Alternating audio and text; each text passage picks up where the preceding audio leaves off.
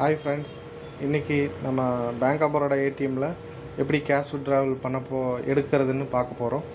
முதல்ல ஏடிஎம் கார்டை நம்ம இன்சர்ட் பண்ணிக்கலாம். அப்புறம் டொமஸ்டிக் ஆப்ஷனை செலக்ட் பண்ணிக்கணும்.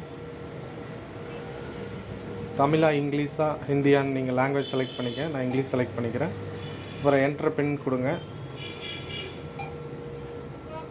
என்னோடய ஏடிஎம் பாஸ்வேர்ட் நான் போடுறேன். அப்புறம் கேஷ் வித்ட்ராவல் இந்த ரெண்டாவது ஆப்ஷன் இருக்குல்ல, அதை கிளிக் பண்ணிக்கோங்க. சேவிங்ஸாக கரண்ட் அக்கௌண்ட்டான்னு பார்த்துக்கணும். சேவிங்ஸ் அக்கௌண்ட் நான் கேஷ் வித்ட்ராவல் போட போகிறேன். கரெக்ட் கொடுக்கணும்.